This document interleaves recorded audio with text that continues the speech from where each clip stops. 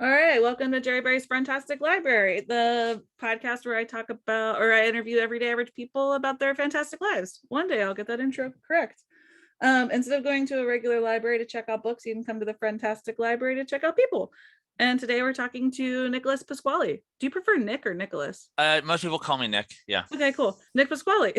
He's a math professor for a community college that I attended. So yeah, how are you doing? Doing great. This is the first time I've been called an average person, so that's a win in my book. Oh, I was worried that I offended you right now. No, it's nice to be average. I think I say everyday average people because I got into podcasting because I listened to celebrity interview podcasts like obsessively. So I was like, I want to listen to normal people's stories, not celebrity people's stories. People who haven't lost touch with the rest of humanity because of their vast wealth. Yeah. You know, so the attention they get from media. That's why I went with the everyday. What did I say? Everyday average people. Yeah. Again, I wrote it in a script, and I think for the very first episode, I read from the book, and since then I've been winging it, and it's never right, but it's okay. Anyhow, we always start the show with the magical moment that we met because I love human connection.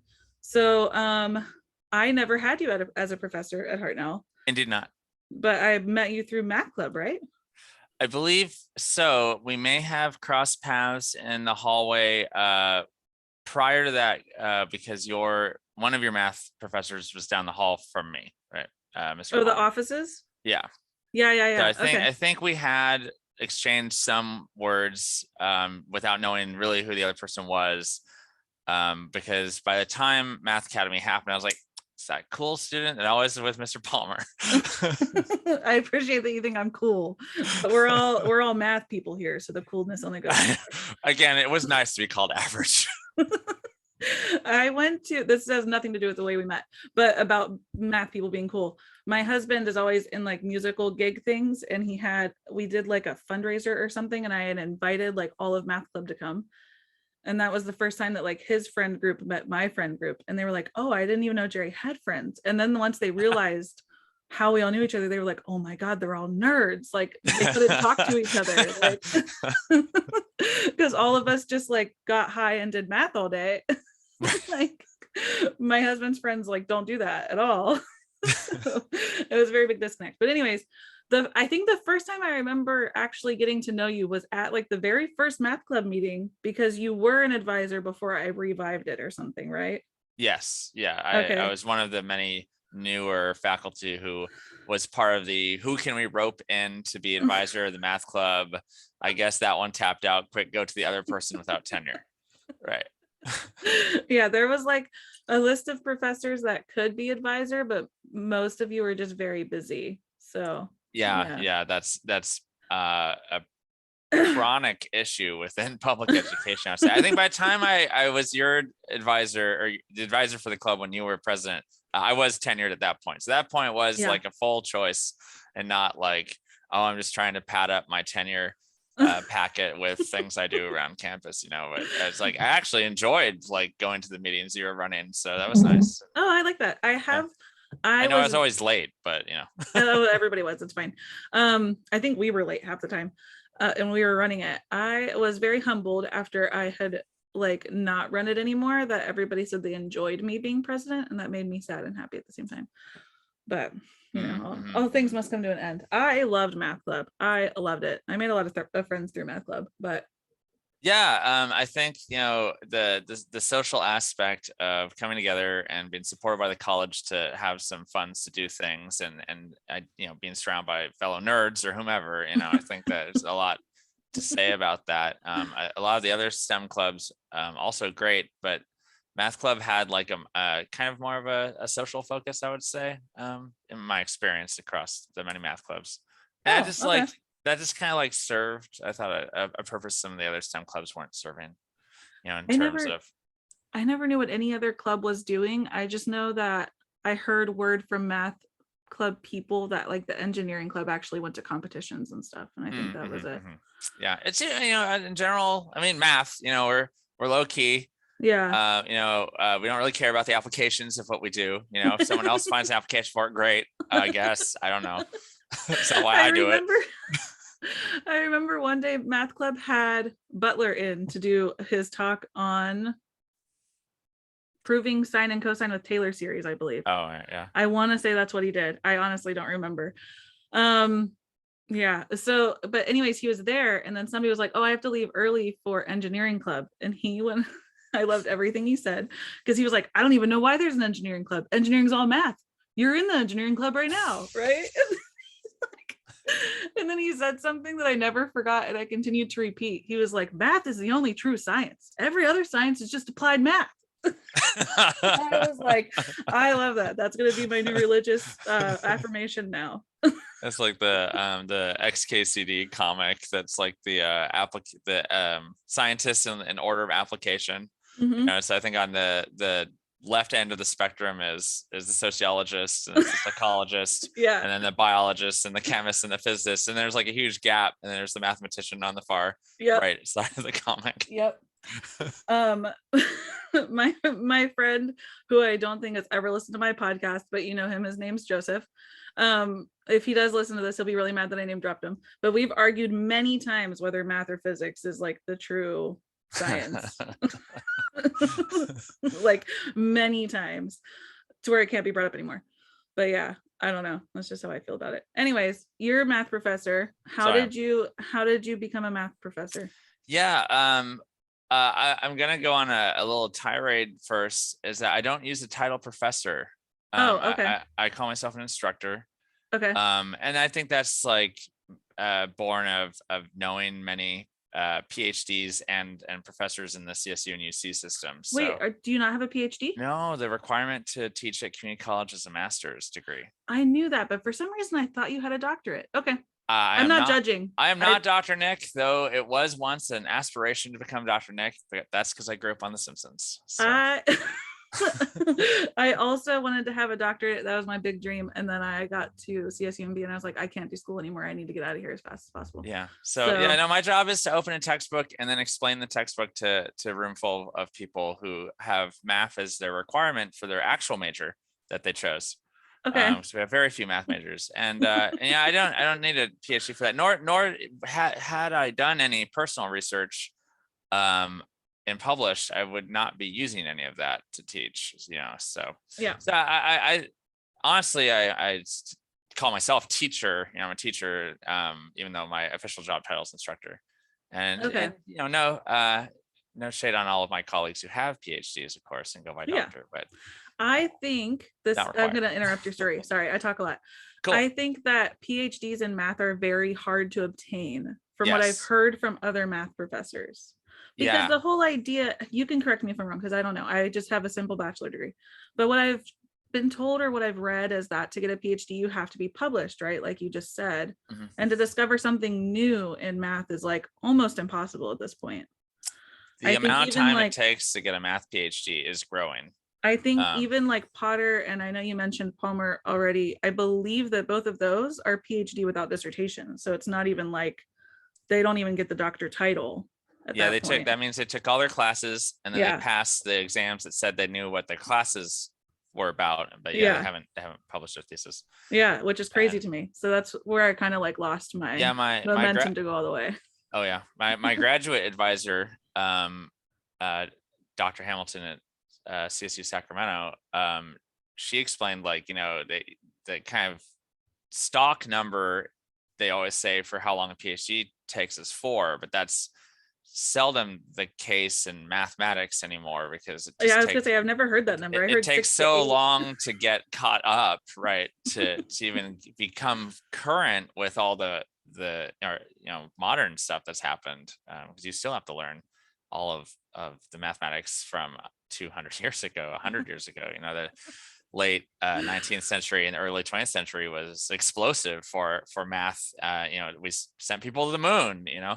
Yeah. And that's like prerequisite knowledge, you know, for some fields. So it takes a long time. You're officially an instructor, not a doctorate, not a PhD. But how did you get involved in teaching in general? Was it like an always goal, or? Yeah, it was almost an always goal. I was trying to remember a lot of, you know, my previous childhood history, but I'm pretty sure the first time I wanted to be a teacher was when I was in 3rd grade. Oh, wow. Yeah, and that was the first time I had encountered another male teacher. Was my 3rd grade teacher, and I think I just was like, for the first time, I was like, oh, like this is a thing I can do. Because like before that, I wanted to be a park ranger, and that's still in my top 10 alternative jobs. I mean, top 3 even. Like in fact, just the other day, I was like, wouldn't it be nice to be one of those fire watch towers away from it all? But it's also because I was teaching until 10 p.m. on Monday night. So, but yeah, no. So off and on through my like elementary and high school, education, like teacher was there. Certainly by the time I graduated high school, I knew I was going to be a teacher, so I applied for schools of education. That's cool. I was pretty intent at the time to get out of California for a while. Oh, interesting. So I'm like, I'm just from like Bay Area orbit. Born in Santa Clara, grew up in Lake County and Napa County, and so I was, wanted to get somewhere else. And what I discovered was that in other states, you often major in math education. Okay. Or whatever education. California wants all of the teachers to have just subject degrees, which is slightly misguided, just from the evidence of how well our state does. Yes, nationally. I didn't know that was a difference, but now that makes sense. Yeah, So, I did not grow up in California, and I went to not school here. So yeah. So I have a bachelor's in science in math education is what my actual bachelor's is. Oh, that's cool. Yeah, okay. So, and what's your master's in? Is your master's just in math then? Just pure math? Yeah, it's just Master of Arts in Math, the standard CSU master's program. Cool. And so I really value myself as an educator. When I tell people what my degree is, I often tell them I have a BS in math education, because that really sets me apart from other educators in California specifically, because I don't think I've ever heard of that degree. Yeah, we have that degree pathway for like for graduate level, so you can get a master's or a PhD in it. And the typical way to get a credential in California is after you get your bachelor's degree, you enter in one of those programs from the CSU or the UC. And I know some of them have concurrent programs as well. But the UC program will give you a master's degree, and that is a math education program. And then the CSU programs, you get a master's in education. Yeah. Oh, in education. Just education. Yeah. Because I almost went through it. That's why I know. Yeah. So that's the only way you can get an education degree in California, it seems, because if you were to get a bachelor's in education, you would have credentialing issues. And actually, most states in the union have transferability agreements. So even though I got a math education degree in Massachusetts, my credential I earned there was transferable to California.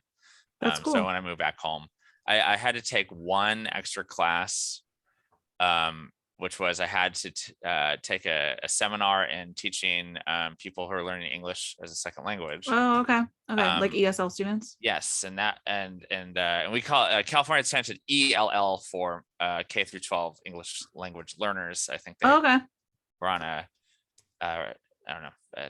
I guess there's a lot of discussion around those terms, but the only reason I had to take that one class is because when I was in Massachusetts, the governor was Mitt Romney, and he slashed the bilingual programs. So that was taken out of the Massachusetts credential. And so when I came back to California, they were like, oh, you don't have full reciprocity. You only have a preliminary degree. You have a credential. You only have five years to clear it. And thanks, Mitt Romney. I know, right? Instead of Obama. That was when he was governor. And so then like years later when he ran against Obama, I was like, never, that man made me take this seminar on Mondays. I was a strung out like teacher. I was over like my head. And then I had to take this extra class Mondays because of this jerk. He wouldn't know how to run a country. And then of course there was like, oh, he did help set up the Salt Lake Olympics or whatever. I was like, oh, first I think, who cares? Who cares? Anyway. And then when I cleared my credential, so I got a full California credential, it was signed by Arnold Schwarzenegger because that was the time. Oh my God. That was the time. So I have been certified by some of the nation's best Republicans. All right. And I say that only half ironically, because I think actually, honestly, Mitt Romney and Arnold Schwarzenegger are the country's best Republicans.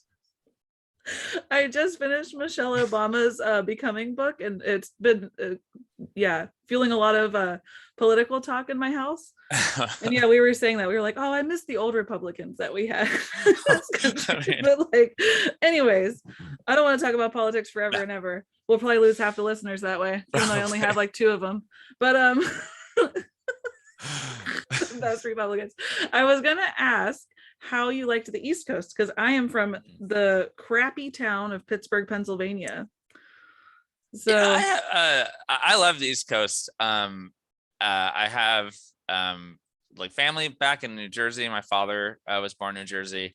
Oh, okay, very cool. They moved out here to Los Altos when he was 13, I think. So there's just like a lot of loud Italian immigrant culture in my family. Yeah.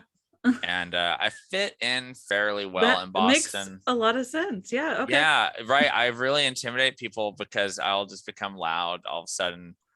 And I'm very I become very direct with students, and I know that I need to like soften my edges a lot. I have talked about that a lot, being a very direct person, and I'm often also described as loud, but I feel like I always gravitate towards people that are from the East Coast or that have spent time in the East Coast, because I think it is like a similar mentality where I'm like, oh, I'm comfortable with that guy. He's easy to talk to.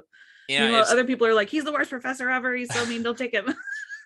It's the sarcasm, I think, and like I was just last night, I was very consciously, being the nicest guy, as I am 80% of the time.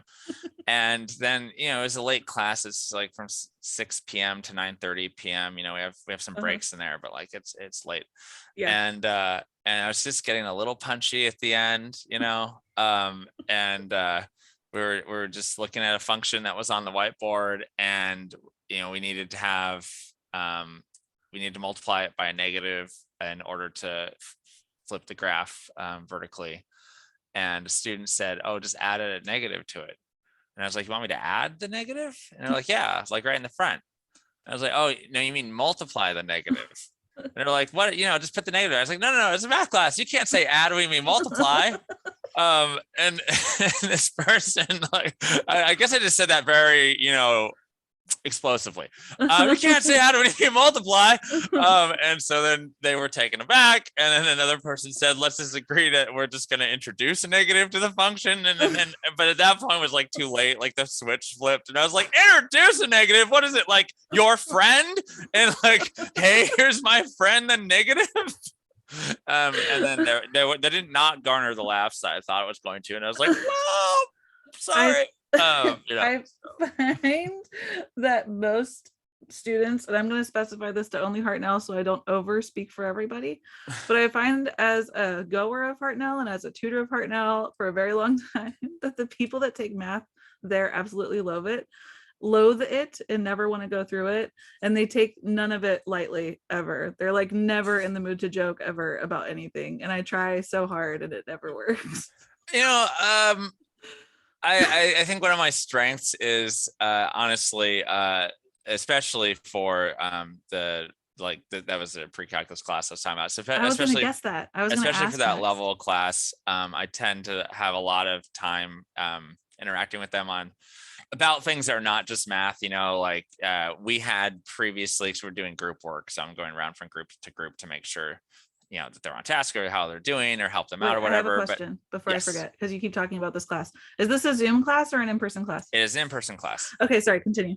Yeah, and so this is my first semester back in person full-time since 2020, and which was, I guess, 2 years ago. Isn't that crazy? Let's not contemplate too much on that. And so, we were just, so one of the group that the students said to add the negative from, we were just talking about vines. Like they made obviously a meme reference I didn't understand. But Vine doesn't exist anymore, right? And Vine doesn't exist anymore. So they're like, oh no, it's the famous Vine. And I was like, the Vines? Vine? And I was like, how, is this the Vine generation? Like that was such a narrow sliver in time, but now they're here. And I was like, I guess that makes sense. I mean, the only generation skinnier than Gen X, I guess. But is the Vine generation. And so like, so that was like a great moment with that group or whatever. And so, yeah, we had like a great time. And so then later, when the math part happened, as you said, once math is involved, it's like shut down, Yeah. And I find it is even more that case with the sophomore level math classes, the differential What is that? equations. Linear Oh, algebra, okay. I was gonna ask calculus what the heck 3. sophomore would be. Yeah, that Okay. things that you should be taking right before you transfer, I guess. Okay. Yeah. Because those courses are intense, and honestly, the community college system, like we are here to serve a very important need in California, and that is that high school education throughout California is absolute garbage if you're not in the top 30% of your high school. So like, what is the rest of the population supposed to do? Like they come to us. And so, you're teaching differential equations, but you're also trying to undo like the result of a lack of education that they have received in math. And I was a high school teacher for 9 years. Like I was going to ask that too. I'm glad you brought that up, because you said you got your bachelor's at first. So I was assuming that you did some high school time. I taught 1 year middle school and then 9 years high school. And so, my AP students or honor students, of course, got everything that they wanted on the planet. They got their A through G requirements. They all went off to CSUs or UCs. And then all of my other students were like, I cannot wait to get out of high school. It is not for me. I've never, I'm not treated like it's for me. It's clearly for those other people. Yeah. And so, yeah. But some of them persist, and some of them want to get an education, and some of them come back to it. Some of them go right into community college. And so then you get these people, and they've had the math classes, they've had to take at least 2 years of math to graduate high school. But I mean, again, I say from my personal experience teaching in a high school in California is the standard can be really low for graduation. I was very surprised. No attainment. Oh, I know. I was trained in Massachusetts, and had a lot of friends who went, who were from New York, in the school of education I was in, and so I was given this impression about like standardization of education throughout the states, but it turns out that the Northeast states are just really good with what they kind of require the average student to know, and then California is not. And it's so surprising to me that California is like the best, in my opinion, with everything, like weather, economy. I would not live in another state. Liberalism, right? But like education is just shit. Oh, it's absolutely, I don't know how. Like I don't know how. I don't know. Education for the privileged is the system we have somehow developed, and it got worse while I was gone. I was only gone for 4 years to get my bachelor's degree. And so when I was in high school, we had this thing called the Golden State exam, which sounds a lot like what I hear the New York Regents exams are like. Where basically we were given like subject tests throughout high school, and it was mostly multiple choice, but not all multiple choice. Like there were like short standardized essays. tests, right? Like state standardized tests. We have those. We have those now, but there's just like scantrons, Okay. Like I guess the Common Core is trying to improve that system, but and so I thought California was great when I left it. And, in my education program, I was supposed to reflect all the time about like my own education and why I wanted to be a teacher. And so I was like, yeah, well, this is what it looked like from my perspective. And then, but my perspective, it turned out, was an honors student from the, from a period in time where California still was trying. And when I came back, and the first year I taught, I was teaching middle school, I gave the STAR test, and I remember taking that when I was a kid. But then the next year when I got rehired into the high school, I was like, where are the Golden State exams? They're like, we got rid of those. It's just so easy now. It's just one little standardized test now. And all of the teachers, I shouldn't say all. There was definitely a culture among the faculty of literally teaching to the test. Like the thing they told us for years, don't do this, it ruins education, and they're like, oh, we got to do this, it's on the STAR test. Oh, we got to do that, it's on the STAR test. And so the students were learning nothing, They were learning to pass tests really well. Oh, Specific I mean, tests, really well. yeah, for a test that had nothing to do with their grade or graduation. So, Yeah. it was a bit of a joke. And then we were like, well, California, I say we, the state of California, we're like, maybe we should try to have a graduation exam, so an exam you have to pass to graduate. And so they're like, yeah, let's do that. And then it was for math, nothing past 8th grade. Like if you at that time So had, I don't, you might have to clarify. I took algebra in 8th grade. yes. Is that what their the cutting off is? At the time, the framework standards for 8th grade, algebra 1 was an option, but wasn't yet required. Okay. There was Okay. there was a push to make it required. So there were some problems Okay. on the CASI that were solvable with algebra 1, Okay. and that was it. And For high then school. Okay. and we still had massive equity issues with who was passing because of the aforementioned issues of how education is working for the privileged and the non-privileged. And of course, we all know the correlation between that with race and ethnicity. So Yeah. so there's like a massive problem trying to suddenly implement an exit exam, which didn't reflect high school math at all. So Clearly. So in a way, when I came to the community college, and it was more adult students who self-selected into their education, I was like elated, like that they at least were like, I'm ready. The system sucked. I wanted to get out, and but I'm back, and I'm going to try. And so that's my general experience. Is as I love this job. I loved being a high school teacher. I would never give that up. And it's like sometimes there's things about being a high school teacher I really miss. But yeah, I was going to ask about that too. I always think of questions as you're talking. What made you do the transition from high school to college? I think it was kind of always an option in the back of my mind. And I knew I needed to get a master's degree.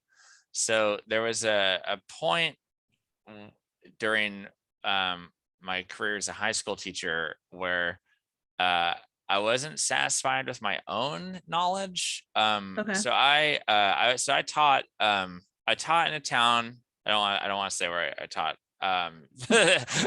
In case they find me. I taught in a town at the university. And so the culture of the town had a lot of self and value inflation because the university was in this town.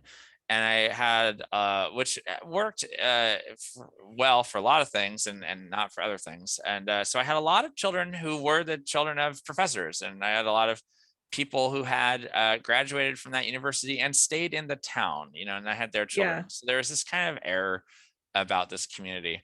And I often had students, particularly if I had students from another country, who, I would be like, this person is smarter than me. Like they're going to, they're going to turn 22 and be beyond me, and sometimes some of them I had a student, even my first year teaching high school, I had a student whose father was a math professor.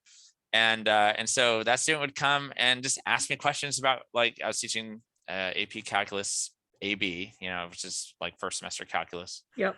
And this person would just ask me these questions, like these detailed, in-depth questions. I was like, so I learned a lot for 5 or 6 years, just on my own. I had to rehash through what I had learned as a bachelor's degree, with analysis, things I just was just get through this to get my credential, Yeah. And so at some point, I think I just, had the quarter life crisis, I guess. And, and I was like, maybe I should do school again, And so I did, went back to school, and, I taught part-time while I did that. So it took me 3.5 years to get my master's degree. So I was part-time in work and school. Yeah. Okay. And so during that process, there goes the fire truck. Welcome to California. Okay. Anyways. and during that time, I would say it started to occur to me that just for other life reasons as well, I might want to move where I was living. It wasn't really a community I identified with. Loved the students, of course, but and so I was like, well, I'm gonna get a master's degree. And I have to say, I guess I was a little like low on self-esteem because I applied to community colleges, but their deadlines were all before the high school deadlines. And so I was fully expecting to just switch high schools. Oh, okay. But I applied in earnest, and I got interviews at many community colleges, and I was actually surprised by how many interviews I had. And then my first interview, it just went terrible. And I was like one of the worst discussions I'd ever had with group people in my life. But I just had the ability to practice a bit and get better. And and I was a little selfish. I picked a school near the coast. But I have to say what attracted me to the current school is just when I Google like what the heck is this college? I've never heard of this college in my life. Yeah. The number one thing I found about this college that through all of their advertisement and stuff was their STEM program, and Mm-hmm. building their engineering program up, and they had recent faculty hires in STEM, and I was like, yeah, I want to be a new faculty in a department that has new people in it, and trying to increase the STEM education, in a region in California that's probably overlooked, frankly, like by the rest of the states. So I guess that's the story. And now here I am. Yeah. I like to say that I love Hartnell the way that I love my husband, because I know all of its flaws so very well and I could list them all so easily, but I just love it so much and I don't know why. I don't know what it is about Hartnell that I love. But yeah, I think I love the people there. I was the person that went back to school late. I graduated high school and went to art school to like say F you to my parents, and really it fucked me in the end because I'm the one that has like bills still from that school because I only went for like 1.5 semesters. It's an art school, so it's really expensive. And then I moved to California and I was pregnant, so I went to healed clothes and I went to Hartnell. Anyways. Oh, you're one of the healed refugees. Yeah. Refugees, I like that. Yeah. I'm a healed refugee. And I remember everybody talked shit about Hartnell. And then my mom works in Monterey proper, and she's like, at the time she was very Monterey centered, to like Monterey is the best, woohoo, whatever. So she was like NPC. So we go, and I just want to like check it out and see what it's about. And they were like really rude and not helpful at all, and they weren't making anything easy. And so I picked Hartnell, and I'm super happy that I did. Yeah, well, I'll say it since you seem to be dancing around the issue. Monterey's racist AF. So when I moved to this region, I first lived in Monterey. I just rented a little townhouse right up above the shopping center. And my neighbor, one day I was walking my dog. My neighbor came out to talk to me about random things. And one of the things that she brought up was that she got jury summons, and that the jury summons was to Salinas, and they have a courthouse of their own in Monterey. Why is she going to Salinas? And it is like so dangerous to go to Salinas. And I mean, at that point I'd worked in Salinas for 4 years, and I'll say that Hartnell is like one of the most real places in terms of like people. Like there's no pretension. Nope. Hardly anyone's fake. Nope. Like you meet someone, you know who they are. Yep. Just immediately. Like it's this wonderful culture of like earnestness. Yeah. The people are very quick to ask for help. Everyone is like grateful to receive help. People will ask you for help. I mean, it's just a much better culture over the hills from Monterey. So I left Monterey. Yeah. I don't live there anymore. Like my nice mom visit, is like, my mom's a California implant as well, and she like moved from her home state of Washington to California, and she moved to Monterey proper for her job. And I think that she just didn't know like everything else that was around, and now she's like very in love with the whole county. But at the time, like I had come to California maybe like a year and a half after my mom, so at the time she was still living in Monterey, like in a little apartment, and only went on like Lighthouse Avenue and to work, and that was it. So it was like she was very Monterey centered at the time, and I'm super glad that I did not go to MPC, because and actually, because Palmer keeps coming up, but he's one of my favorite people. Palmer said it best. I forget if it was one of his office hours or something, but he was like, oh, I love Salinas because it's just normal people doing normal stuff Yep. every day. Like just wholesome, And normal people doing normal things. and And as and far as like dangerous stuff goes, the worst thing that ever oh, happened to me in Hartnell, like in Salinas, was somebody stole the spare tire off the back of our old shitty van. Because you just needed to like, take the lug nuts off and then pull it off the back. But like, well, whatever. That can happen anywhere. I mean, not to veer suddenly back into politics, but when there's a whole narrative in an area about a region, so that it perpetuates further economic disparities, Yeah. the petty crime that might occur as a result of that is like so easily cited as evidence by the people who are the Yeah. ones not helping, so Yeah. I can't even begin to tell you how unsafe I feel at like the Seaside Shopping Center, since there's been like a million shootings there that nobody wants to talk about. Like that's never talked about, the amount of shootings that are there. But yeah. And I live in South County now, so it's just like the outlands, dude. Like you'd think I was Scar or something, exiled from the county altogether, right? Like people are like, Greenfield, oh my god, there's just like gangs in a prison there. And I'm like, Oh my well, there gosh. has to be a prison somewhere, and it's like way out there. It's not like next door. Yeah, it's Like, not. and they're It's not not getting in out, this. I assure you. They're stuck in there. But yeah, there's like no gangs, there's no violent, like there's a fire truck. That's like the only noise we get around here. I don't know. All of these towns that our college serves, in the Salinas Valley, they are all drive-through towns on 101. So Yeah. people very easily grab on to whatever story they hear to like construct this narrative. Oh, there's a prison in the valley. Oh, well, it's a prison. It's full of it's full of convicts and dangerous people, felons. That's Yeah. I'm like, and it couldn't be farther from the truth. It's absurd. yeah, because that's my thing. I'm like, well, that just means that Soledad's really safe because nobody in Soledad is a criminal. All the criminals are like in the prison, right? Like right. Like let's just think. They don't live in the town. I play a lot of strategy games, and so if I were to try to strategize if were I a felon, I probably would not live next to the prison. Yeah, because that's where all the COs live. Gonna throw that out there. All the probably a lot of attention around that area. Yes. It's just amazing to me the way that people think about stuff. But yeah,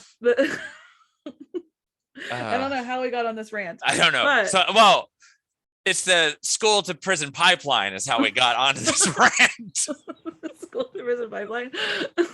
It's all the marijuana they're doing for sure. The California story. I did have I don't know, can we talk about your relationships and sexuality, or is that not going to be? Yeah, we can talk about that. Sure. I have a question that's been bugging me since you talked about going to college on the East Coast. Mm-hmm. Was life weird? I also don't know how. I was not out when I was on the East Coast. Okay, so that's what I was wondering, because I grew up in the East Coast, and I graduated high school in 2010. I don't know how old you are, but I feel like you're closer to my age. I could be wrong. Anyways, whenever I graduated high school, it was like not a thing. People were not out and proud. They were very secret of it. We had to like go to an unmarked building that you had to know about to go dance with gay people, or even be near gay people, because they would literally get beat up in 2010. So I was wondering what your experience was like in college on the East Coast. Yeah, so I was not out. And that's a long, frustrating story, I guess. Yeah, you don't have to go into all that. Because of course, I knew, right? And there's a lot, there's a lot of denial and a lot of rationalization, and maybe it's bisexual anyway. So, who knows?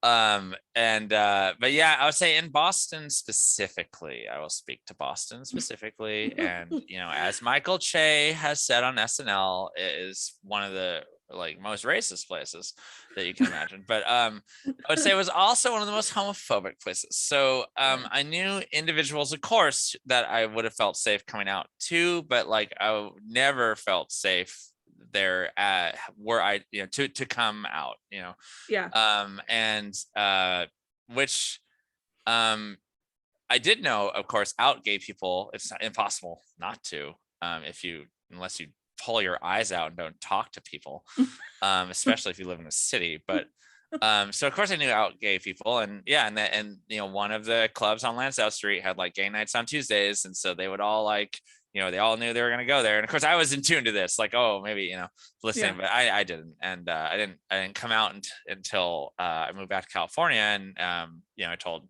everyone I knew, of course, from college, and most people were like, oh my gosh, like how, what, and some people were like, oh, this makes sense. Oh, this all tracked. So, and I was like, yeah, it probably could have done a lot better if like culture were different, and like, I don't know, therapy wasn't such a stigma. Yeah, for sure. Yeah. Sure. But what I learned immediately in California, not just what I learned immediately when I came out was it's easier to be out than to come out. So because I came out while I was teaching middle school my first year. Yeah, it's easier to be out than to come out. Okay. I did not coin that phrase, as a friend I'm told me gonna that mull once. that over tonight. I like that. Yeah. Okay. And so I was teaching middle school, and I mean, if you ever want to know everything wrong with you, appearance wise, personality wise, teach middle school. If you ever want, I thought you were gonna be like, come to me. I'll be honest. If you were wondering, oh, I can hold no torches to an 8th grade girl. They scare me. They are humbling and vicious. And so, inevitably they want to know everything about you, right? Especially if you're, a young new male teacher like this. Everyone needs to know everything about you. Yeah. Where did you get that shirt? Why are you wearing different shoes today? Did you get new glasses? We heard that you were dating so and so. Yeah, you're always talking. You're always talking with Miss Shaner. You and Miss Shaner hanging out a lot. And it's like, well, it's Mrs. Shaner, and you're barking up the wrong tree.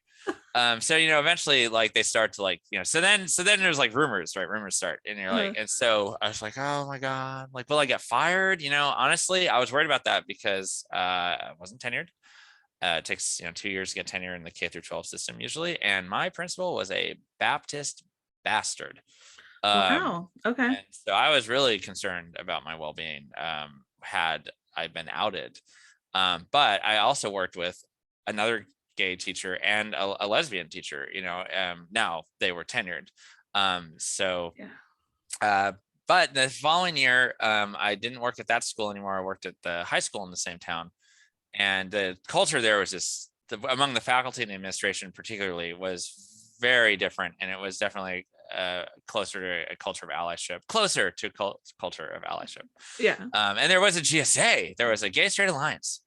And so I became a co-advisor, and I was like, you know what? Yep, I'm gay. I dig guys. That's my life, guys. Yeah, that's my, and then, for years, students would still like, oh, like, I heard he's the gay one. Is it? Yeah. Oh, like, well, maybe, don't say that. That's so rude. Don't, you shouldn't say that about people like that you like, because he's a nice teacher or whatever. And I was like, it's not a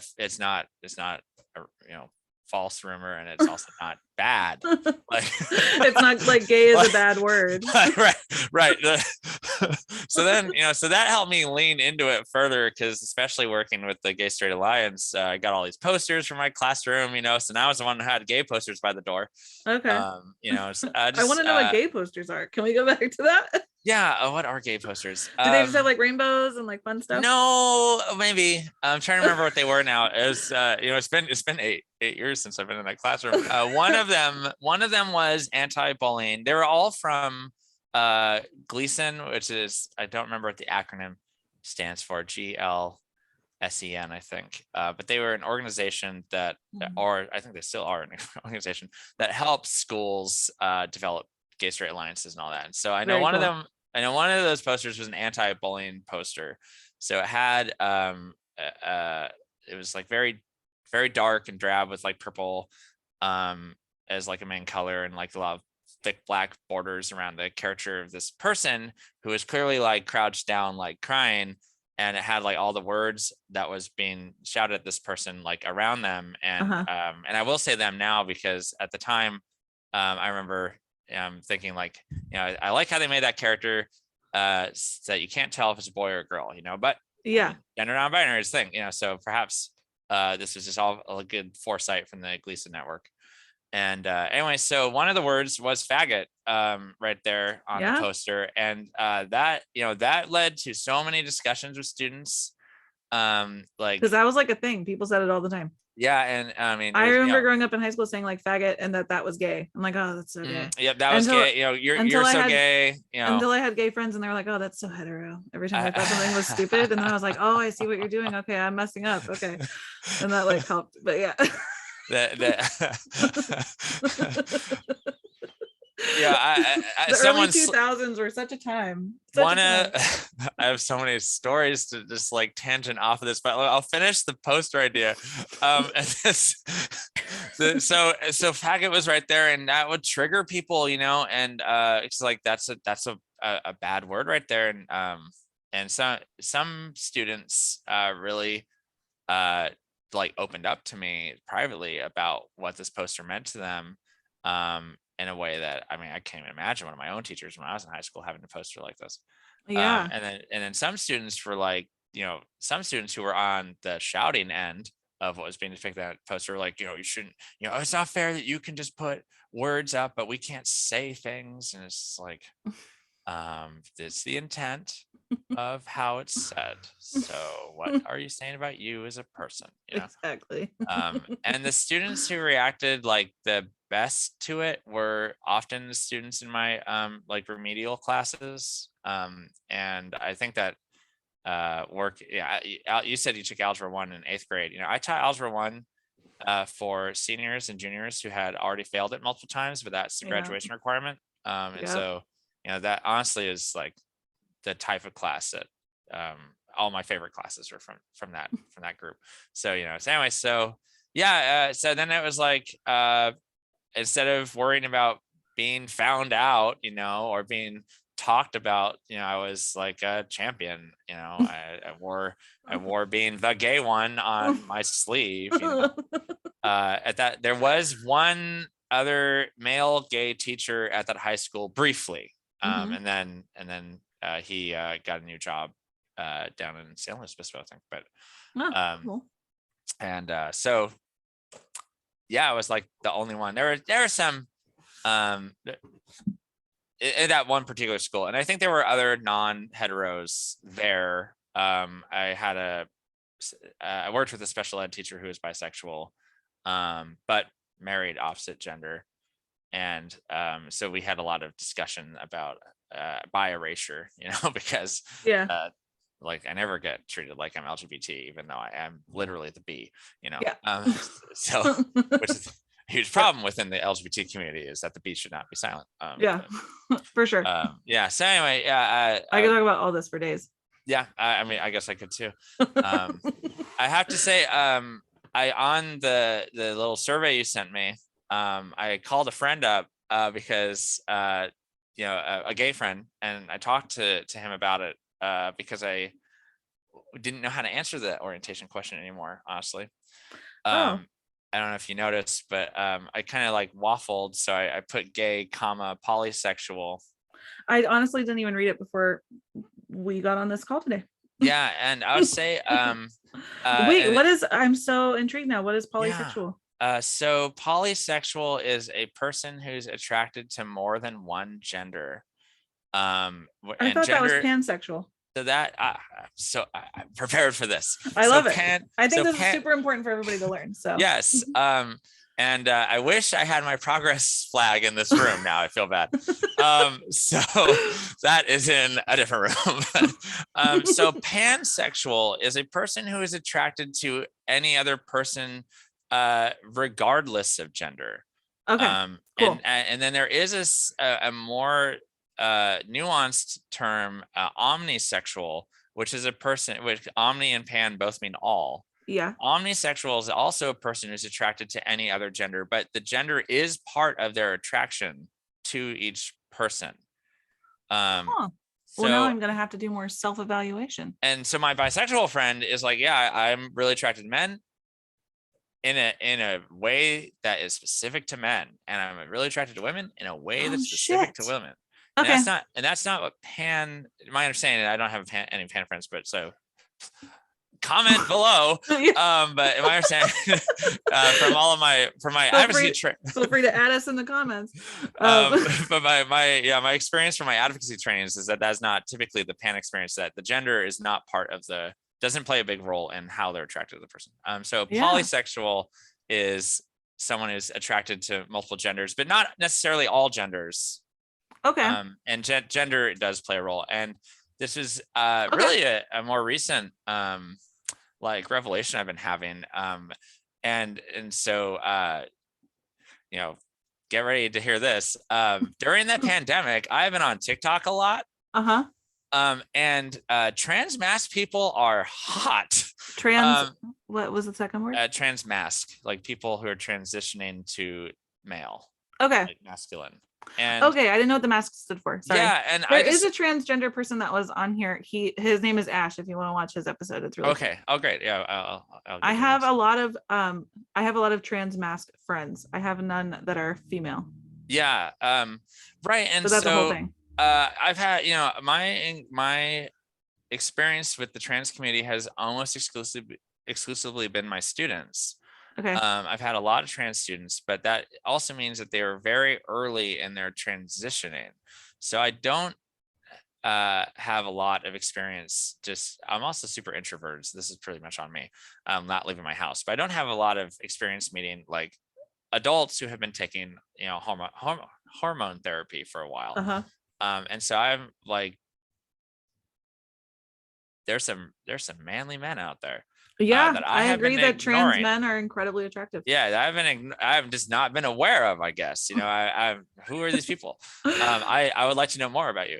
Not always. As I've gotten older and like did more inner searching, because I just grew up as like, I'm straight because that's just what you are, because I grew up in a prejudiced household. No offense, Dad, still love you. But so I was just like, oh yeah, I'm straight. And then as I got older and after I was married, funnily enough, I've declared that I've been pansexual since, and now you're giving me all these other options that I have to like think about. But yeah, because I've always been like, have you seen Schitt's Creek? Oh, of course. Yes. So his description of sexuality was like my favorite, where he's like, oh, I like the wine, not the label. I was like, that's me. Like, I don't care what the label, I don't care what your sexual parts are. I have babies. I don't need any more sexual parts. Right? Like see, I drink red wine and I drink white wine. Like I only needed a penis 2 times in my life. Since then, like I have no need. So whatever you have going on, I don't care. I just like the person.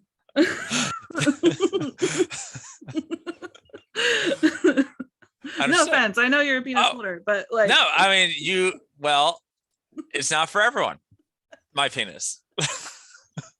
Which is part of the polysexual and why it's not omnisexual. But yeah, so I totally get where you're coming from. I find people attractive.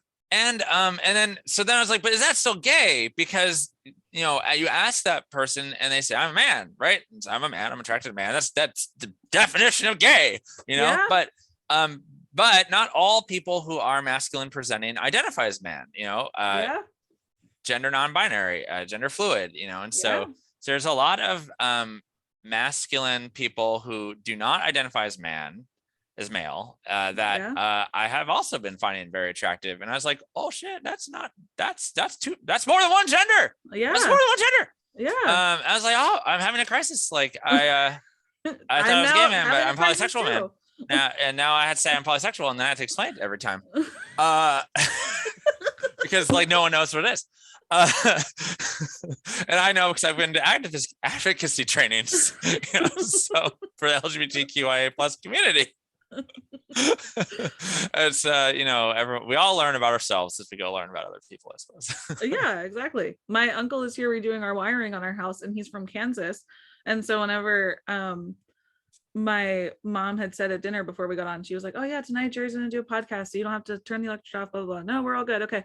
And then he's like, oh, who are you interviewing? And I'm like, oh, I'm interviewing this math instructor. I said professor, but I'll say instructor now.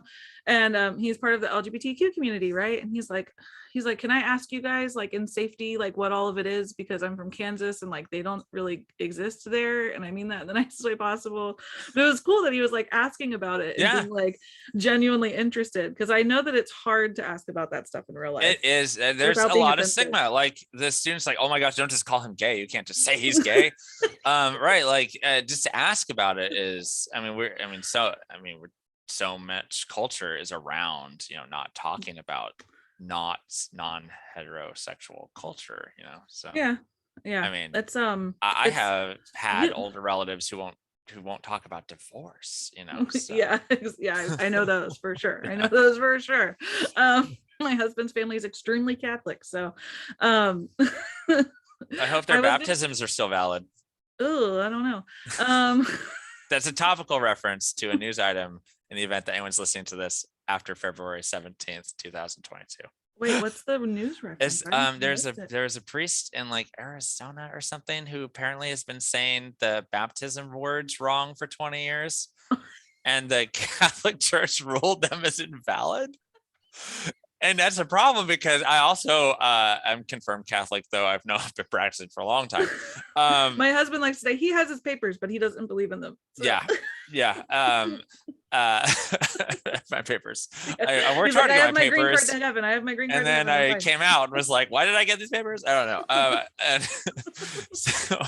But yeah, it turns out that and you need to be baptized to get any other sacrament. So people's like marriages are potentially invalid. I guess they are.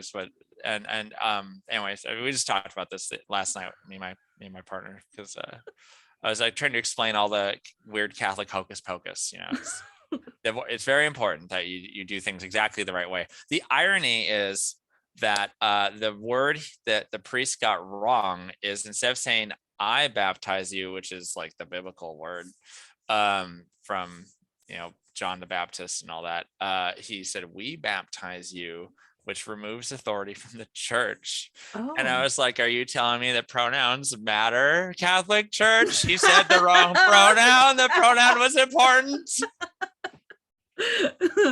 My favorite thing that went around Facebook for a while was this long ass text story that you had to read. It was like a screenshot of all the text, and it was this long ass story about like, oh yeah, I went to Macy's yesterday, and then I bought all this really cute stuff, right? And then I went up to the cashier, and they were like so cool. They were like the nicest cashier ever. And then I go to get into my car, and then somebody stops me, and they're like, hey, you forgot your wallet inside. I'm like, oh my gosh, thank you so much. And then they were like, yeah, the cashier was super cool about it. And then at the very end, it's this whole story. It's like, so basically, you know how to use pronouns in a singular form, you just choose not to. Right, exactly. Because it never said he, she. It always said they the whole time. They, them, there. It's such a tiring performance to watch when people go off about the pronouns. It's absurd. Yeah. So. Yeah.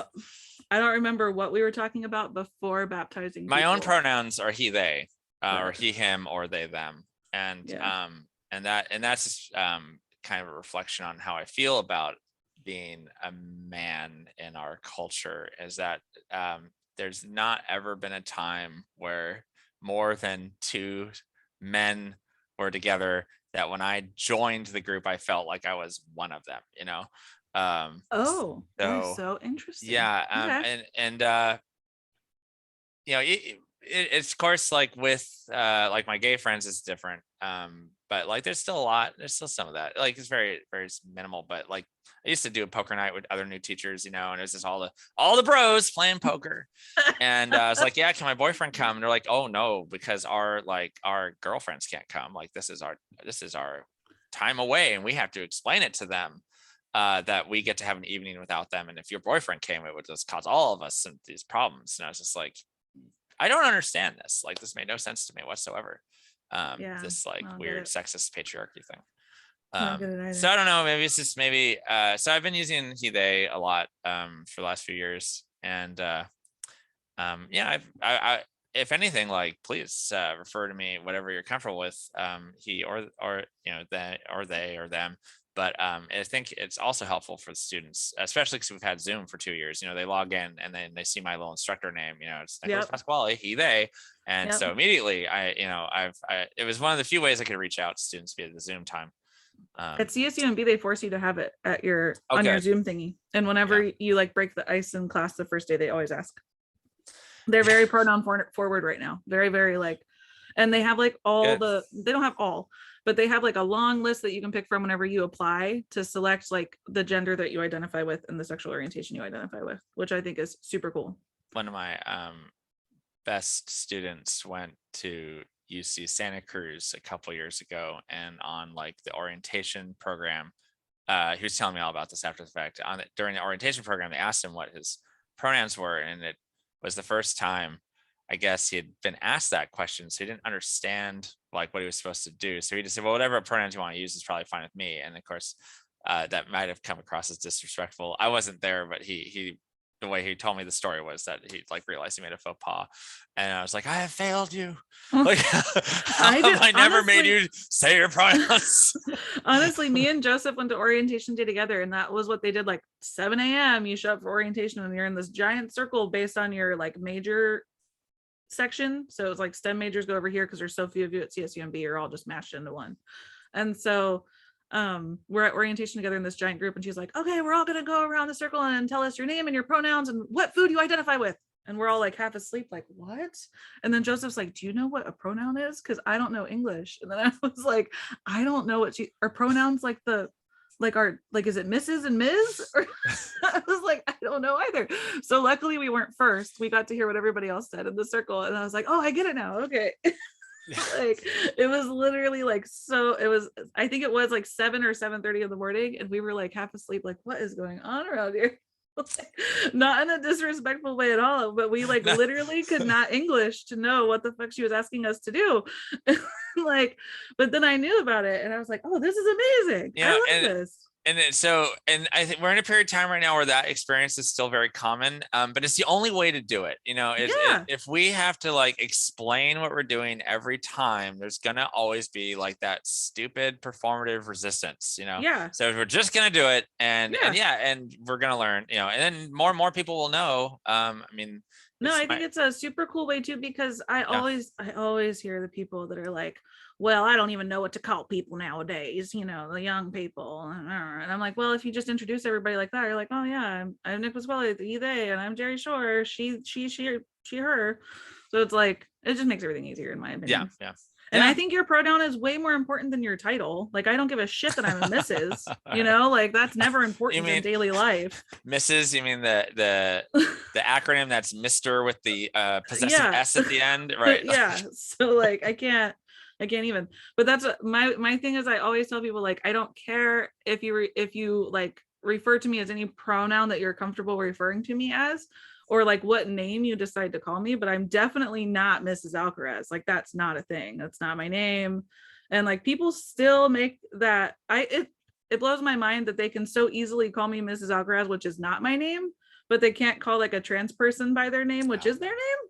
Like, everyone remembers all of their high school friends' new names, once they're married, right? And then they won't deal with pronouns. Exactly. It's performative. They can do it. They choose not to. Yeah, I still get cards from like old family members that say Jerri and Chris Alcaraz, and I've already had to call family and ask them to rewrite checks because they're written in Jerri and Chris Alcaraz, and that's not our names. So the bank will not let you deposit them. I have. And somehow it's my fault that I'm making it hard on everybody. Oh, I know. How can you not? Why are you still being your own independent person? Like that's not the system in the West. Like, are you and your partner like officially bound by the state of California, or no? We are bound by the state of California, but we did not take that extra step to get bound by the federal government. So what happened? I don't know the what's the next step? Am I not bound by the government? Oh, I'm sure you are. Okay. I'm sure you are. You hetero doing the path that was created for you. So once upon a time there wasn't marriage equality, and then the Supreme Court ruled that there should be.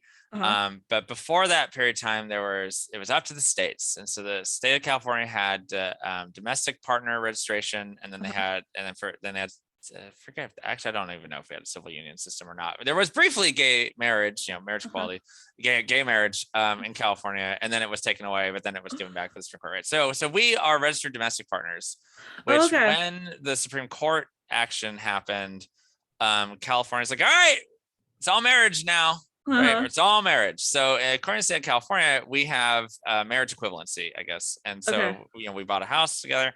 Yeah. And that was very clear when we were going through that whole process. We were told by everyone, because everyone's very, very self-conscious about, make sure that they know we're equal opportunity, not discriminatory, and also we Yeah. want their money. Yeah. So everyone's like, it's the same in the state of California, it's the same as marriage. Now, that your partnership in the state of California is the same as marriage, right? And it's just like, yes, yes, yes. But we still have to file taxes separately because we never actually did something that the federal government acknowledges as marriage. Weird. Yeah. Okay. So then because That's so like weird I to me, like dude. niche things like that, I'm just like, yeah, we could just keep this. Like we'd be the only ones, right? We'd be so rare. Yeah. So And it's a reason not to have the mother-in-laws together. Another I ceremony. I panicked for a second because I had like a full-blown classic wedding with like hundreds of people there and a giant cupcake ball gown, and like my No one husband is in the trying to tux. take anything from you. Correct. So I had the whole hetero privileged wedding that everybody came to and gave me money for, and then we didn't turn the paperwork in time. So they were like, "Just kidding, you're not married. Actually, you had a whole thing, but it doesn't count, right? So you can't be on each other's taxes, like nothing. You can't get health insurance Oh, benefits, nothing." So then wow. we were like, whatever, we're married in our hearts. That's all that matters. Like, I don't need the government to know that I'm married. Fuck them. So we'll just keep filing taxes separately, whatever. And at the time we had only had Jared. And my husband is not Jared's biological father. We met while I was pregnant. So it was never an issue. Anyways. And then I got my job after college. We had our kid together, our second kid together. And then I got my job after college, and it has like really good medical benefits because it's an ag. And so we had to get married. That way Chris could get on the medical benefits. And so we went to Reno real quick. So we're married in Washoe County, Nevada. I attended my mother's second marriage in Reno.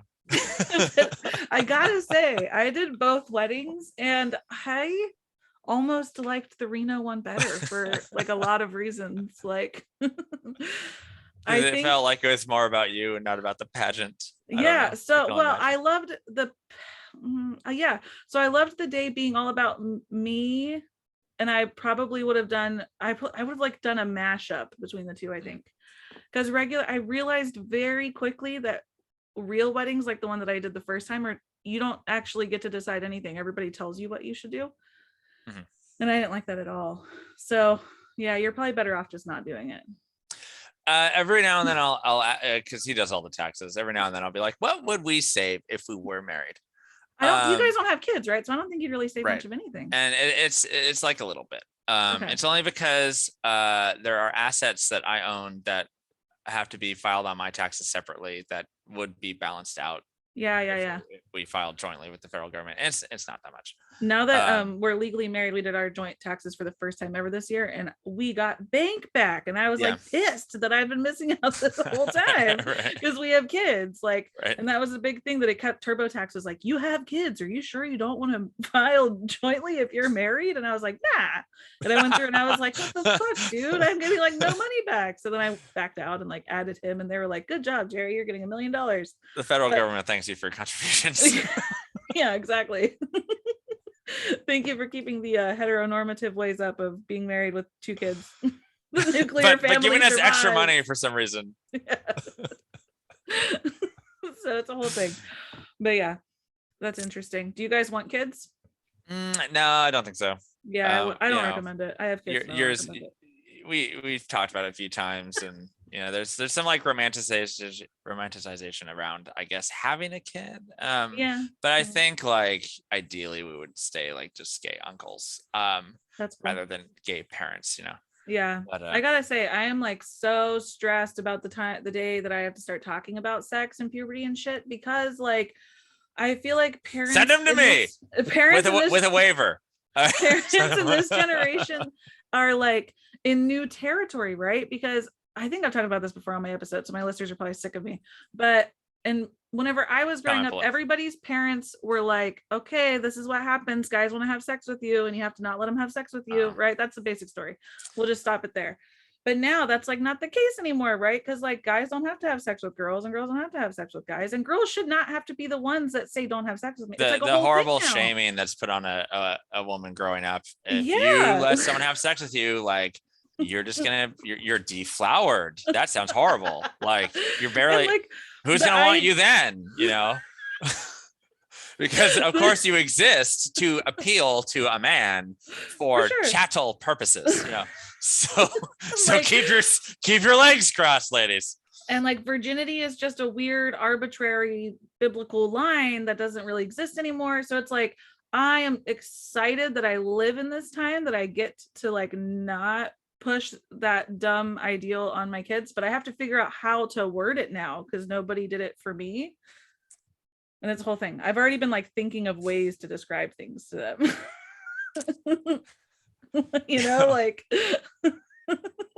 I've already been philosophical about what virginity is because I know that's going to be a question of like, Mom, what's virginity? Because like in Hocus Pocus, a virgin had to light the black flame candle, right? Oh yeah, and that's always true. Like, yeah, that's always a kid's first thing is like they reach an age where they actually hear and he was the word. so ashamed that was the quality that made him be the hero in the end. Yeah, because that's like that was what triggered my first question where I was like, what's a virgin? Now that I've listened to this movie 100 times, like I have to know what was so significant about that. And I'm gonna have to try to tell my kids like, oh, it was an old ancient thing that they believed that if a penis penetrated the vagina, you're not a virgin anymore. I don't know, man. It doesn't make sense to me. But like that's the shit that I stress about at night. I had a conversation with myself a long time ago that I wasn't going to stress out about these things anymore, that the straights can worry about that and I'll just watch. So these are reasons why you should not have kids. If you can get through the 3 P's, as I call them, the poop, the pee, and the puke, you know, you have to deal with all those conversations when they're teenagers. So I don't recommend it.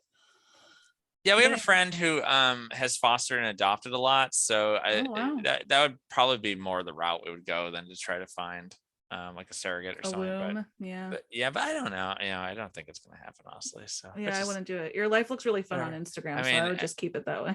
Yeah, but which is 100% accurate to my life at all times. I am not curating my Instagram at all to put out an image that's not 100% accurate. And then I would throw up that Woody Harrelson meme of him crying into his money because I just don't have children. It's so sad with all this money I still have that I can do things. Like I just renewed my passport and it showed up in the mail this week and I was like, I can go where I want. It's true. I'm so jealous, but it's okay. I love my kids. They're great. I guess I'll leave my house whenever I'm like 40-ish. Anyways, I don't want to talk to you like forever and ever and ever because people start to get bored. No offense to you. But you know, the internet has very short students tell me this all the time. It's fine. I have occupational hazard. Like, I think we're done. It's time to go. Like, but, no, we have 30 minutes left. I'm like, no, we're done. I have questions that I always ask at the end of episodes, and so usually I would post on like social medias and ask like, hey, I'm interviewing a math professor, post your questions. I forgot to do that, so I'm just going to ask you the random questions I always ask at the end, and I feel like you would know most of them, so I'm excited. Okay. What Winnie the Pooh character do you identify with? Oh God. Do you know the Winnie the Pooh characters? I know all of them, of course. So like on the bad days, I guess Eeyore. On frustrated days, Rabbit. I wish I could have said Piglet, but I cannot. I felt like you were more of a rabbit to me. I could see that. Probably Rabbit's the closest one. Or maybe Owl. Owl did like to teach them a lot and talk to them a lot about stuff. That's just the image I curate as a theatrical performance. Your professor image is Owl. That's just an act. I was told that 90% of good teaching was theater, and I took that to heart. I like that. Do you have a favorite Spice Girl? No. I don't know the Spice Girls. I just know that one No. of them's named Jerri. But I know, some people are I know very Posh passionate about married it. David Beckham. That's all I know. Okay. Do you know boy bands then? What Like, kind of music do you listen to? Now I'm curious. oh, well, I do not listen to boy bands, if that's the question. My I would say husband likes boy my bands. favorite band was NSYNC. My favorite single performer was Timberlake. Okay, cool. Yeah. So NSYNC's a boy band. It is. Yeah, you said you I was listen to boy answering your bands. question. Okay. But it was Fair all enough. in the past, man. That was decades ago. Fair enough. Anyways, what's your Are there favorite? boy bands now? Yeah, there's like BTS. Oh, I don't yeah, listen to current music, to be honest yeah, with we you. I'm yeah still listening to the we Backstreet Boys. accept international boy bands now, which is I fully support. Yeah, I've always enjoyed every boy band that's ever come about though. Like I was a big Backstreet Boys fan, and then there was like I wasn't that much into NSYNC. My But sister what else was was there? mad into New Kids on the Block. That was before And my time. yeah, and it was a nightmare. I also liked One Direction. There's like 5 Seconds of Summer that I really like. Yeah. Oh yeah, One Anyways, Direction. Oh so yeah, One Direction. Harry Styles is a person I do listen to right now, actually. he is. I do enjoy him. Yeah. Are you a Tay Swift fan? What? Sorry. Are you a Tay Swift fan? Oh yeah, I suppose so. Okay, that's like a Yeah. big controversial thing. People ever hate her. I'm just curious. Again, these are just random questions. I've never changed the station or advanced the song when she shows up. So you know, and most of her songs are like very catchy. And Oh, sorry, go ahead. I was just gonna say that like even I don't remember her songs. Never mind. I'm done with that thought. It's okay. I was gonna ask, since I now know that you read books, what's your favorite book right now? Oh, my favorite book right now, I cannot read during the school semester. So I guess like what's that's your not most afforded recent? to me during the semester. My mind is too bent on other things. But it was only a few years ago I read the Stone Earth series by Jemison, and so I would say that was probably one of my favorite reads in the last few years. And then over winter break, I decided to read as much queer fiction as I could, and so I read some YA, because it's really easy to read YA in a room full of family and ignoring them. Yeah. And I read this really cool one. What is the name? Iron Widow. It's like it's the first book in what I'm sure will be a series, and is about a young woman in a fantastic setting that is inspired heavily by like Chinese history and culture. Okay. And it's like a cross between like Pacific Rim, because they have these giant mechs they need to get into to fight off these monsters that are coming in from the frontier. And it's just she's just a very like directed, angry protagonist who's fighting against like the structure set up by society that keep women subservient to men, and she's like showing that she's going to be the best. Sounds very cool. Yeah, it's super great. And I think I read that in like 3 days. I was just like super invested in it. Yeah. So and now I'm waiting for more to come out. But it was also my first time reading YA in a long time. And I want to say, like, I feel bad it's called young adult novels, because it's just good entertainment. Like, it is better to spend your time reading young adult fiction than it is to say watch an episode of Friends. Yeah, I will agree that young adult fiction is better than most television. But as far as books go, some of them I can't get into. Sure. Because I'm not a teenager, so sometimes the drama I'm just like, oh yeah, these dumb kids, where are their parents? So I know. Or like, I don't know, my body's doing weird things. And you're like, oh god, yeah. I'm beyond this part of my life. Have you read Boyfriend Material by Alexis Hall? No. It's a gay romance. It's really good. It's I think it was listed as one of the top 10 books in like 2020 or something. And then there was another one, The House in the Cerulean Sea. I just bought that. Oh my god, it's so good. It showed up in a Barnes Noble box the other day. So good. Yeah, I just bought a bunch of queer fiction that was specifically not young adult. So because I was like, all right, well, that was fun over winter break, but I should probably like I am it's lacking anything that would be my current state of being. So I'll try some young adult fiction now. Yeah. But yeah, I am I know there's about a year ago, there's a lot of talk around decolonizing your bookshelf. And Yep. so of course, I jumped on that trend because I want to read interesting things anyway, and I'm tired of reading the same perspective. I also queerifying my bookshelf as much as I can. So yeah, I definitely want to add more of those to my like TBR list. But I was thinking the same thing this year. I was like, okay, I'm finally getting into reading with audiobooks and I need to like decolonize, like you said. It's a huge thing on like booktube, whatever they want to call it. And so this month, since it's Black History Month, I've read only books so far. I just started the 10th book. The N.K. Jemisin book is the 10th book by all Black or African American authors. awesome. And I have to say, it is like totally eye-opening just for having a perspective of a person of color in literature. I didn't think it would be that big of a deal. Oh, but it's amazing. Yeah, when I read the 5th season, yeah, I was like, well, that's it. Like all the books I've been reading have been so myopic in what the protagonist was going through, who the ancillary characters were.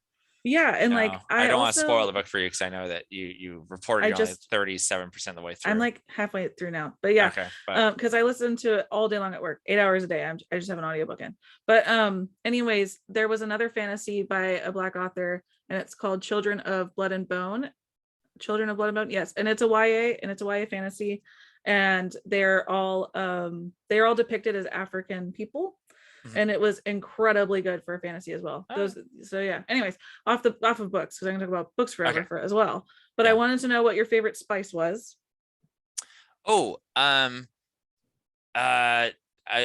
probably have a lot of opinions on that. So a go-to spice we use in this house is Ras Al Hanout, which is a mixture of spices used in a lot of Arabic and North African cooking. Interesting. I've never heard that. It's got like cayenne and paprika in it, and I think like ground coriander. It's super good. And I also use a lot of garam masala, which is like a more peppery spice mix from India. You're saying so many weird spices that I've never heard of. Okay, everybody says cinnamon. It's a spice mix. Oh, cinnamon's fine. If you wanted me to pick something that was like the pure like item and not a mix, I actually do really like coriander. Like ground coriander is probably pretty good. That's like cilantro, I go out of my way to put turmeric in things. Okay. I don't know. I can't say it. If I cook anything, I just like grab like 3 different spices and like get in there. Yeah, every time I ask that question, I get cinnamon. Probably 10 out of the past 13 episodes have been cinnamon, and like 3 of them have been weird, like the ones you were saying. Somebody said paprika, maybe. I think somebody else. Paprika's great. Actually, my go-to comfort food last semester was paprikash, which is a Hungarian paprika stew. Okay. It's super good. I'd highly recommend for chicken or beef. I think that's all the questions I had. I was recently adding in the Encanto characters. Have you seen Encanto yet? I have not seen Encanto. That's sad. You should watch it. I've seen enough of the memes and references to it. The music's amazing. I think now that I think about it, the only thing that's really missing in there is like LGBTQ representation. Yeah, I don't think there's any of that in there. I might be wrong. Somebody might yell at me in the comments, but I can't remember anybody in there that was like outwardly about it. But it does have representation with like all other things. That's really, really cool. I guess they felt like they gave us Luca, so they don't need to remember us for the next one. Wait, I didn't think Luca was that. I think it's all head canon LGBT. Yeah. So it's not actually I can see that. There's nothing actually LGBT about it. It was just a joke. Two young guys having friendship. Oh my gosh. This is just too gay for me, Disney. Too gay for me. I'm trying to think. I think like the only stuff they've really shown any type of like LGBTQ representation is in like Marvel and the new Star Wars, maybe. That one guy in Frozen has a husband, and I Oh, guess that Yoo-hoo, was make like someone blow out. such a throwout scene in the first movie, and I guess in the second movie they have like more scene. I don't know. Maybe like some background stuff. Yeah. I don't know. Yeah. It's never front forward at all. It's always No, like God, someone in the God. background's kissing a guy or something. No. Because that's how it was in like one of the Star Wars movies, like in Rogue One. Some character, unnamed character, gets off of a plane after fighting in a Rogue One war and like kisses her girlfriman, and that was like the representation for the whole movie. Yeah, that was like one of the recent. That was in the last trilogy too. Is like there was a woman. Maybe that was it then. Yeah, and the whole advertisement campaign was nothing but queer baiting, like, you know, heavy implication it was going to be Poe and Finn, and then you watch the movie and at the very end, like in the background, like two women kiss, and it's of course it's always two women when they do this, because the thing that no one can deal with is penetration.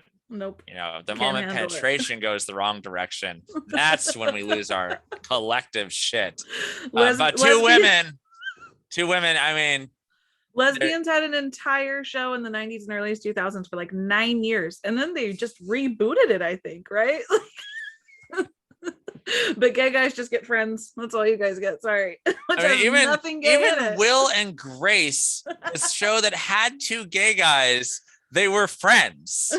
You know, like they like, you know, we just wouldn't date each other. You know, we're just not each other's type. And then that was it. You know, it was the most watered down, inoffensive packaging of that possible. But sadly, was a lot of people's first point of contact with gays. So I guess we should be thankful to NBC. I don't know. I guess. I don't know. Thanks for the snickle fits. But anyways. Whatever.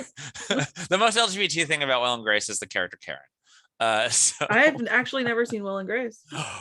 just watch one episode with Karen so that you know what the reference is. All right, it's the woman. It's Megan. Oh, she plays Tammy 2 in Parks and Rec. Tammy 2. Oh, okay, yeah. She's also a voice in Bob's Burgers. She's Ron Swanson's wife, right? Yes. In real life. Yes, in real life, she's Nick Offerman's wife. Yeah, and Megan Mullally. No, yes. Megan. Yeah, Megan Mullally. Anyway, I don't know. So, anyway, she's the. I don't watch television. I read books. I'm an intellectual. But yeah, have you seen Bob's Burgers? Like a few episodes, and it's one. First of all, I love everything that that Benjamin dude does. The voice of Bob. Yes. Yeah. And so it's on my short list of things I need to watch, you know. We've seen the whole show like 3 or 4 times through. We even watch it with my son Jared. I truly think it's like a family sitcom that just happens to be animated, which opens up the whole like limitations to a show, because the kids never have to get older. Nobody ever has to get like recasted. It's a whole thing. Right. Which is why Simpsons is still on there. Exactly. So I think it's exactly like that. I feel like a lot of people got bad tastes in their mouth from Family Guy about adult cartoons. But Bob's Burgers is so good and wholesome. I love everything about it. Yeah. I used to be really into Family Guy, and then I went back and watched some of it, and I was like, wow, I was like a young person sick in the head. Like there is no reason to watch the show. Yep. Oh, I recently watched the movie Idiocracy, which circles back to the faggot conversation, because that's all they say in that movie, and it was like hard to get through it because they say it so much. But I think the only thing that made it better was that they were depicting the dumbest of the dumbest Americans possible. Having not seen that movie for a while, my recollection was that was like part of the commentary about how society had, you know, idiotified, and this is the word that they remembered. This hateful fucking word. Yeah.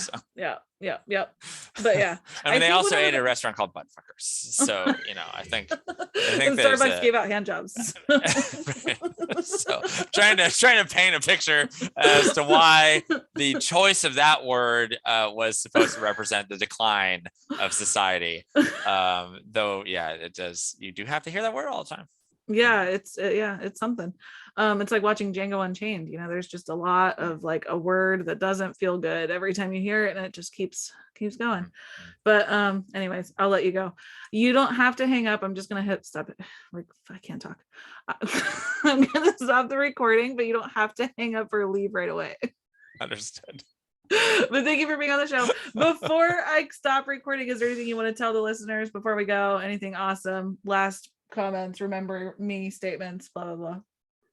Yeah, just read more. If you read one book this year, you will have read more than the average number of books read by an American. Is that a real year. thing? Oh yeah. Or did you just make that up? Nope. That is Oh real. my God, that's so sad. Go read a book.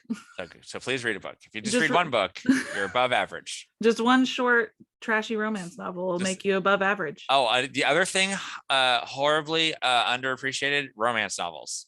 All right, I love them. Romance novels, like great reads. Like no one should be shaming reading at this point. That's another gatekeeper thing, along with the audiobooks. Oh, they're like, gosh. oh, you only read romance? Ooh. I'm like, whatever, bro. Like, okay, go back and read Great Gatsby again, I guess, and feel like you were 30 trying to make a difference in the world. Enjoy. Your glass of Chablis or whatever. I don't know. I don't know what fancy things are. All right. I'm going to start recording for realsies this time. Okay, bye.